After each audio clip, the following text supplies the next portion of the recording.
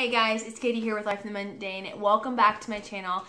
If you are new, welcome. I post videos every Wednesday and Saturday about homeschooling, home management, parenting, and everything in between. So if those are topics that are interesting to you, I would love for you to take a second to subscribe to my channel down below. Today we are going to be talking about how a really simple way that you can make your kids' birthdays more special without having to spend a lot of money, and that is by taking birthday dates with your kids. This is a fun tradition we started several years back, and I've posted a lot about our kids' birthday dates on Instagram and Facebook, and I've always gotten a lot of response of how fun that is. I wish I could do that with my kids. How do you guys do it? How much money do you budget for it? What age do you start doing it at? So I just thought I'd answer all those questions here for you guys today in hopes that it might help you guys understand more and hopefully start a new fun tradition for your family. So let's get started. Now, while I say this might start a new tradition for your family, as always with anything I share on this channel, this is just simply how we do it. And I always recommend you take in what we do and you tweak and adjust for your family and for your needs. In our family, what birthday dates look like is it's a date with dad, and it's really, really special because we homeschool and my kids are constantly with me and they're with mom all the time. And it's not that they don't love me or that I feel hurt by that, but getting one-on-one time with dad is so special and so fun for our kids. But for you guys, it could be something mom does, something dad does, or maybe something you guys do together. So just keep that in mind that there's a lot of flexibility here. Also, birthday dates start, as far as what age we start, we typically start around age 2, just because they're more aware of what's going on. That being said, around age 1, if a child does for some reason, notice or wants to do something, sometimes daddy will take them for a walk or a bike ride, just spending a little one-on-one time with them and making it special. But it kind of becomes more of a big deal around 2 and up. A couple of different ideas that we have done is really thinking about how can you do this economically? How can you think through something specific, individual to that child and to their interest, and do it in a fun and inexpensive way.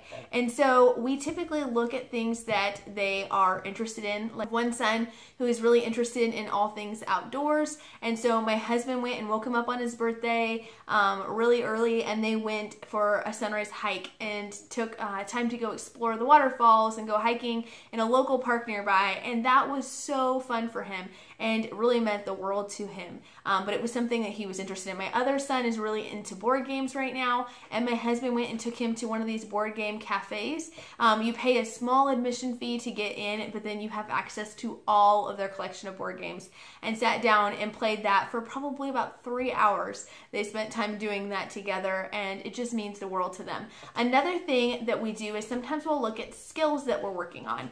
So if a child is particularly determined to master a skill and has maybe wanted and desired more one-on-one instruction and time, sometimes dad will turn that into a birthday date. So for one of my daughters, she was struggling with riding her bike, and so he took her to the park and brought the bike along, and he worked just one-on-one with her on learning how to ride her bike. And then afterwards they went to the park and got to play on the swings and just be fun and just have time together. Another daughter wanted to work on swimming. She has been working so hard all summer on learning to swim all by herself, and she always desires more and more one-on-one time, but with 2 little ones that definitely cannot swim, and we actually have 3 of our 6 that cannot swim like at all, and then she is sort of in between where she's not completely independent. She's always vying for our attention, and so we work with each kid and we rotate, but there's only so much of us to go around with 6 kids. So dad wanted to take her to the pool on her birthday and work just one-on-one with her and getting to practice going swimming. And then I think he took her out for a half-price shake or a half-price drink at Sonic. Just an FYI, if you guys are not aware, if you have the Sonic app on your phone, you actually can get half-price drinks at any point in time as long as you order through the mobile app. So just quick little tip, you don't have to worry about the 2 to 4 thing. You can go any time of the day and get half-price drinks. So usually they'll go and they'll get a slush or something like that. So he's done things of interest to them. He's done skills that they want to work on or improve on. He has also occasionally done things that are like age restrictions for it. So sometimes there's been a movie that they have been wanting to see, but we've said they're not old enough to see it yet. But on that birthday, when they're old enough, he'll make a really big deal out of it. He'll rent that movie or borrow it or whatever. And they usually will go to the store and pick out, Totino's pizzas and maybe 1 box of candy to share share between the two of them, and they'll go downstairs and everyone else will stay out of their way because that's just them and daddy time, and they'll take time to do that and to share that special time with a movie. If there is some activity that they've been wanting to do, but again, maybe there was a height or an age restriction that they had to wait for, that he'll make a big deal out of doing something like that. A couple other ideas of things is the BuildABear birthday club.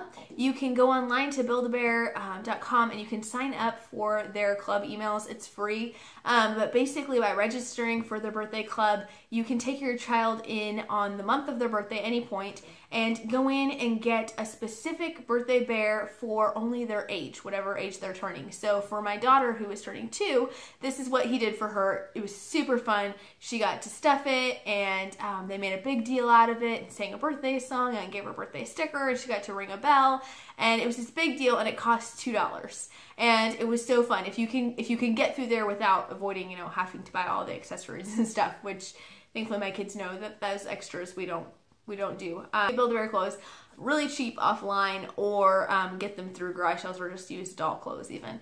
So my kids know that that's not something that we buy in the store. So it's just fun to do those kinds of things with your kids. We've also found in the past, if you're looking for inexpensive ways, is also to find Groupons.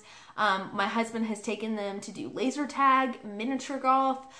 There was one video game, like virtual reality store, where like you walked into the room and the game is like on the walls and on the ceiling and on the floor, and it's an interactive game, and that was something we could have never afforded otherwise, but they were able to get a really, really cheap Groupon. Again, summer reading programs. Now I know this works better for us because our kids are all summer birthdays, but summer reading programs at your library oftentimes come with coupons to activities or events around town or restaurants around town. And so taking things like that and saving them for special occasions like this is a great, great opportunity. Also doing birthday freebies. If a certain restaurant is offering a free dessert or a free dinner or whatever, this is a great time to have some one-on-one time with them. We also love to do just walks, like just spend time with them, especially for the girls. We found over the years their favorite dates with dad are the ones where he just walks to them and talks to them. So one year he took my daughter downtown and they walked around the river and they stopped in at this fun little dessert shop and, bought a cookie and split a cookie. And it was so much fun for her. Like, that is the one to beat for her. And it was just so simple. And I just love how much it shows that one-on-one time is so important. Also, with my other daughter, one of her favorite ones to beat is that last year we did a scavenger hunt. So I helped make up all this stuff in advance, but they did a photo scavenger hunt together all around town, and they had to go to different landmarks or places and get their picture taken, and then they got so many points, and he had a prize at the end for her, and she just thought that was the most fun thing. So they had to go to the library and take a picture of her with a book, and they had to go find a local statue that's really popular around here and go take a picture with her posing like the statue and things like that. There's so many fun ways that you can do this in your homes and in your families if you like this idea. But over all the years of doing this, I think all of them, there's only been maybe 2 that were movie dates, and the rest of them have been, face-to-face interacting, doing an activity together or something. And my husband says that while the movie dates were fun occasionally to do here or there, in general, he still liked to have that time of being one-on-one, which is one of the reasons why he takes them when they do a movie date, where he takes them to the store and they get to go shopping together for their supplies for the movie night. So he can still have that time to just talk and interact. And my husband is a great husband, and he spends a lot of time with our kids, and I love that about him, and I love that they have a really strong relationship with their dad, and they feel like they can talk to their dad about anything. But I also think it's cool to have this one-on-one time that they look forward to every single year. We don't tell our kids what they're getting for their birthday date or where they're going. It's usually a surprise up until the second they walk out the door. And like I said, it changes from year to year and child to child. We've repeated a few birthday dates for different kids, but we've never done it in the same year, and we've always tried to make sure it's something unique to their likes. at that point in time at their age. And I think we're going to continue this all the way through, definitely through 18 and as long as they're living in our house, but maybe even as adults and getting to take them out on a fun birthday date. But this is a tradition that can last a lifetime, that has so much more value than extra gifts and presents and things like that. But if you are looking for ideas, inexpensive gifts that don't just add to the clutter of your house, I did just do a video on that recently, and you guys can check that out in the video above in the iCards or down below in the description.